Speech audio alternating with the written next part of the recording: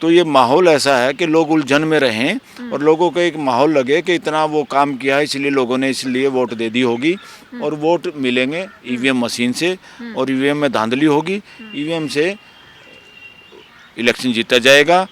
प्रशांत भूषण जैसे एडवोकेट के भी ट्वीट ईवीएम पे डिलीट करवाए जा रहे हैं। जो सच्चाई के साथ कोई भी आदमी अपनी बात रखेगा, जो विरोध में होगा, उनके ट्वीट और ये सारा इन पे प्रेशर बनाया जा रहा है। फेसबुक पे, ट्विटर पे और इवन यूट्यूब पे भी इन सब पे प्रेशर बना के, क्योंकि ये व्यापारी लोग हैं। कोई भी बोलता है तो कहते हैं फलाने ग्रंथ का विरोध कर रहे हैं, कोई भी कहते हैं फलाने देवी देवता का विरोध करते हैं। अरे जो आज जिंदा है 140 करोड़, उनकी सुध लो ना। हिंदुओं के ठेकेदार नहीं है प्राण प्रतिष्ठा वाले। प्राण प्रतिष्ठा हिंदू लोगों का कोई परंपरा नहीं है। फ्यूचर में भी अगर इस देश का कोई टुकड़ा हो गया या टुकड़े होंगे तो इन्हीं लोगों की वजह से होंगे। मंडी और फंडी मानसिकता वाले लोगों की ये जिम्मेवार होंगे देश के। ये बात की जलेबी बनाते रहेंगे, घुमाते रहेंगे बात को, और एक तरह से पूरा का पूरा एजेंडा सेट है कि इलेक्शन कराना है ईवीएम मशीन से ही। यही है ना कि कुछ भी हो, बात कुछ भी हो, खटोला यहीं बिछेगा। ये कहने का मतलब यही है कि ये इलेक्शन ईवीएम से कराने के लिए कुछ भी षड्यंत्र करेंगे, कुछ भी जनसंपर्क अभियान चलाएंगे। जो लोग क्वेश्चन उठा रहे हैं उनको बुलाने की हिम्मत नहीं कर पाएंगे ये। नमस्कार, मैं ब्यूटी गिरी और इस बार फिर से हम मौजूद हैं सुप्रीम कोर्ट में और बात करेंगे सुप्रीम कोर्ट के वकील से, क्योंकि सुप्रीम कोर्ट के वकील और तमाम लोग जो हैं ईवीएम को लेकर लगातार जो है आवाज़ उठा रहे हैं, सवालों के घेरे में है ईवीएम। और लोकसभा चुनाव बता दें करीब है और उसके पहले ये ईवीएम को बैन करा देना चाहते हैं। क्या कहेंगे सर, लगता है कि 3 महीने के अंदर अंदर ईवीएम बैन हो जाएगा? देखो, हम तो सोचते हैं हो जाए, मगर सरकार आमदा है कि ईवीएम से ही इलेक्शन कराए जाएं। क्यों कराए जाएं? क्योंकि माहौल जो चारों तरफ बनाया जा रहा है, निःशुल्क राशन, किसानों को पैसे और ये वो करके, अब सबके घर लड्डू पहुंचा के या राम मंदिर के दिए जलवा के माहौल ऐसा बनाना चाहते हैं ताकि लोगों को ये लगे, किसान सोचे मजदूरों ने वोट दिए, मजदूर सोचें लाडली बहनों ने वोट दी, लाडली बहनें सोचें कि निःशुल्क राशन वालों ने वोट दिए, निःशुल्क राशन वाले सोचें राम भक्तों ने वोट दिए। देगा कोई नहीं, उसके बावजूद भी जीत जाएंगे। तो ये माहौल ऐसा है कि लोग उलझन में रहें और लोगों को एक माहौल लगे कि इतना वो काम किया है इसलिए लोगों ने इसलिए वोट दे दी होगी और वोट मिलेंगे ईवीएम मशीन से और ईवीएम में धांधली होगी, ईवीएम से इलेक्शन जीता जाएगा और फिर और भी निरंकुशता हो जाएगी। बोल कोई पाएगा नहीं, बोलेगा तो उसको बंद किया जाएगा।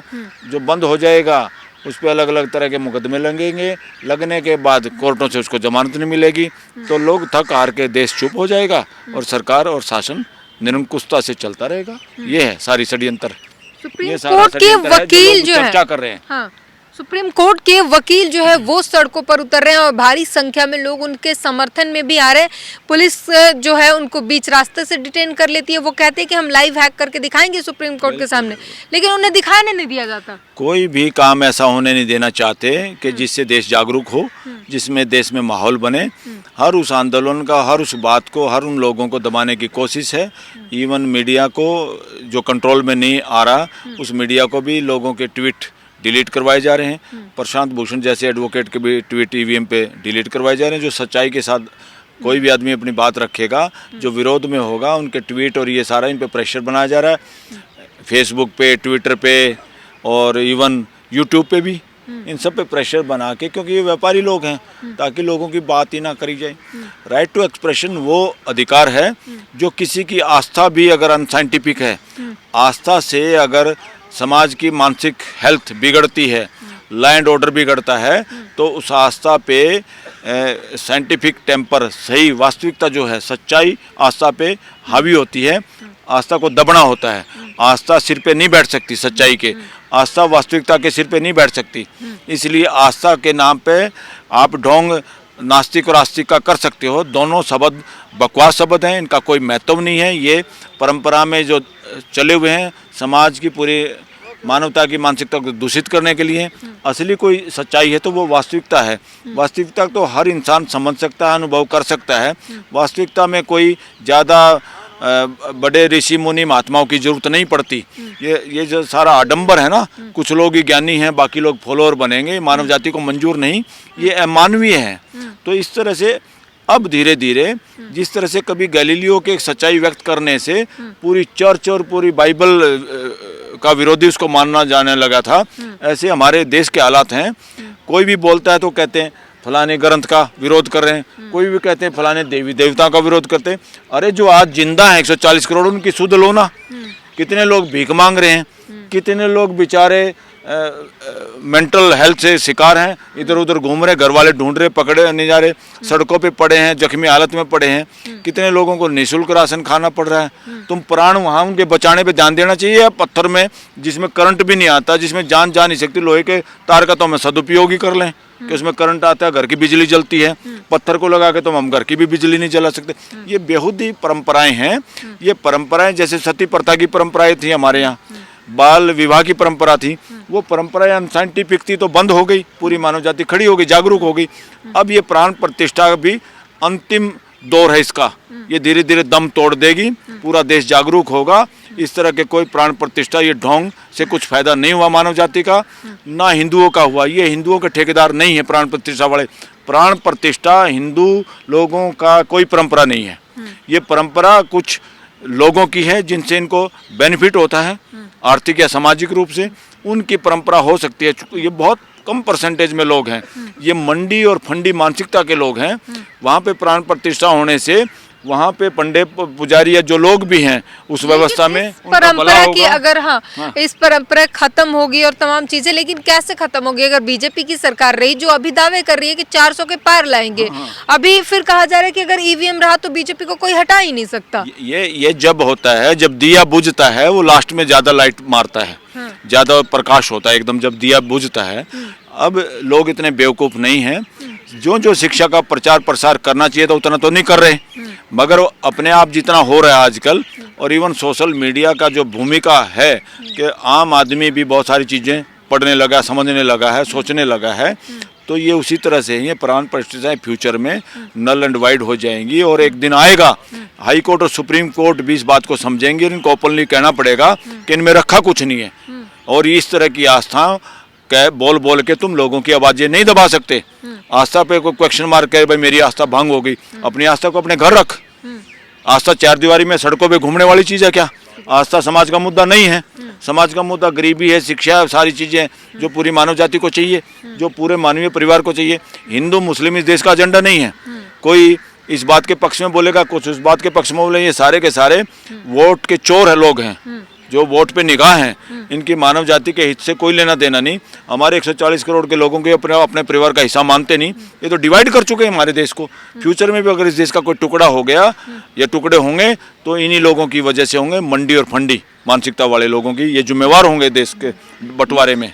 नवभारत टाइम्स के पत्रकार हैं, एंकर हैं सुशांत सिन्हा, वो कह रहे हैं, शो चलाते हैं, कहते हैं ईवीएम की हैकिंग हो ही नहीं सकती, ये पॉसिबल ही नहीं, और तमाम उसके लिए दलील दे रहे हैं, प्रूफ करके बता रहे हैं। अरे इस तरह के लोग तो सारा समाज ही कह रहा है, सरकारी तोते हैं ये। अगर सच्चाई है तो डरने की क्या जरूरत है? और उसको इलेक्शन कमीशन को पेश होना चाहिए, प्रेस कॉन्फ्रेंस करनी चाहिए, और इवन कहना चाहिए सुप्रीम कोर्ट के सामने, सर हम आपको बताना चाहते हैं, हर प्रश्न का जवाब देंगे। और सुप्रीम कोर्ट, हाई कोर्ट को, सुप्रीम कोर्ट को बल्कि बुलाना चाहिए, इलेक्शन कमीशन को बताओ भाई, और दोनों पक्षों को बुलाना चाहिए। जो कह रहे हैं हैक होती है, कोई कहता है हैक नहीं होती, दोनों पक्ष आए मुद्दे को सुलझाएं। और सुप्रीम कोर्ट का क्या काम है भाई?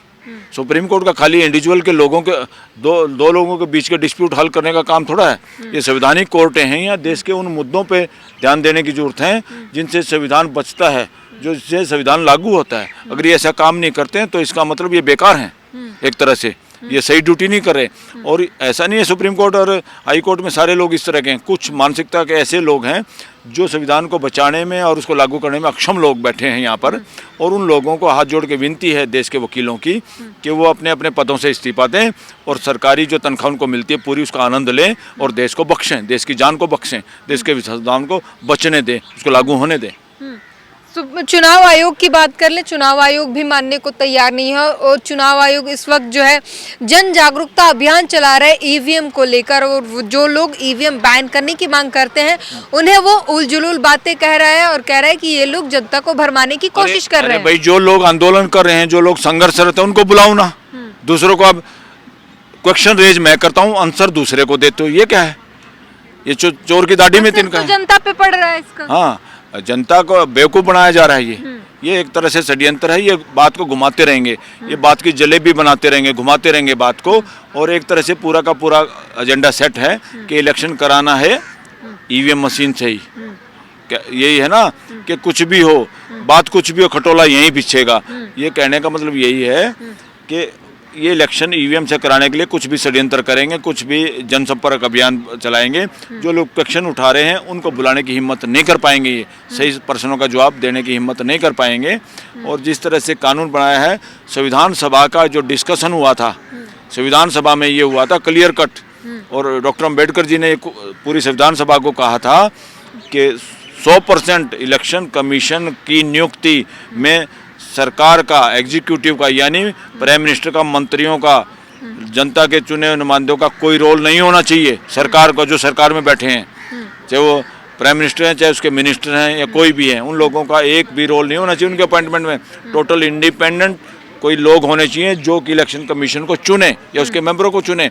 ये सरेआम एक तरह से मैं क्या कहूँ, संविधान के साथ बलात्कार हुआ है ये कानून बना के, और पार्लियामेंट के वो सारे लोग दोषी हैं, हमारी संविधान सभा के और उस डिस्कशन के और संविधान सभा के वो जो लोग थे उसमें, संविधान सभा में, उन लोगों को की आत्माओं को या उन लोगों के किए धरे पे पानी फेरने का अगर काम किया है, वो सारे के सारे देशद्रोही एमपी शामिल हैं जिन्होंने इस कानून को पास करने में चुपचाप गूंगी भेड़ों की तरह यश की। इस वक्त विपक्ष पर भी सवाल उठ रहा है और यही पूछा जा रहा है कि एक्टिविस्ट जो हैं वो सड़क पर हैं ईवीएम के खिलाफ, वकील जो हैं वो सड़क पर हैं, लेकिन कोई भी विपक्षी पार्टी या कोई भी जो है पॉलिटिकल पार्टी नहीं आ रहा है इस दौड़ में, और ना ही ईवीएम के खिलाफ कुछ बोल रहे हैं। ऐसा हो रहा है जैसे पूरा देश का सिस्टम ही हाईजैक हो गया है। जैसे आतंकवादी उस पर किसी पे कब्जा कर लेते हैं ना, किसी को घेर लेते हैं, अपहरण कर लेते हैं, इस तरह से एक महसूस हो रहा है लोगों को जैसे देश की संवैधानिक संस्थाओं का अपहरण हो गया है देश में। इसी वजह से इस तरह के काम होते हैं। अगर संवैधानिक संस्थाएं बची हों और संवैधानिक संस्थाओं में दम हो और वो सही काम अपनी ड्यूटी पे जागरूक हों और ड्यूटी कर रहे हों, तो किसी की हिम्मत नहीं कि प्रदर्शन करने से कोई पुलिस रोक दे इस देश में, या बात बातों पे धारा 144 लगा दे। ये सारा का सारा तब होता है जब संवैधानिक संस्थाएं, संवैधानिक संस्थाओं में बैठे हुए लोग एक तरह से बंधक हो जाते हैं। एक सवाल ये भी है कि अगर मान लेते हैं कि लोकसभा चुनाव में इस बार ईवीएम बैन नहीं होता है, तो फिर क्या कदम होंगे आप सबके? कदम तो सब लोग मिल बैठ के पूरे देश कदम उठाएगा। इसमें क्या होगा वो तो कहना अभी उचित नहीं है, मगर अगर इलेक्शन वोटिंग मशीन से हुए तो ज़्यादा चांसेस हैं गड़बड़ होने के, मैनिपुलेशन होने के, और ये लोग किसी भी रूप में सत्ता को छोड़ना नहीं चाहते। इस तरह का एक माहौल है। एक आवाज ये भी उठ रही है कि चुनाव का संपूर्ण बहिष्कार कर दिया जाएगा अगर ईवीएम से हुआ तो। संपूर्ण बहिष्कार कर दिया जाएगा तो क्या होगा, ये लोग फिर सत्ता में आ जाएंगे। ऐसे ही JNK में एक बार सरकार बन गई थी, कुछ आतंकवादियों ने घोषणा कर दी थी, उनको इलेक्शन में हिस्सा मतलब बहुत थोड़े लोगों ने लिया था, और 5-5, 10-10, 20-20 वोट से MLA MP बन गए तो सरकार बन गई थी वहाँ पे।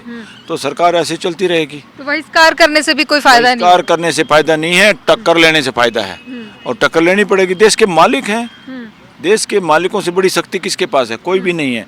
देश के मालिकों को अपनी शक्ति पे भरोसा करना होगा, और ये सब लोग जो इस तरह अब निरंकुशता दिखा रहे हैं, ये सब हवा में सूखे पत्तों की तरह उड़ जाएंगे।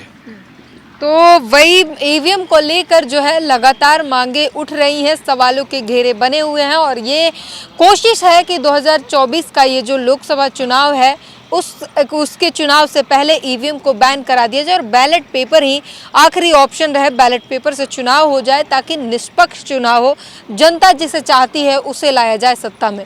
पूरी बातचीत पर अपनी प्रतिक्रिया जरूर दीजिए।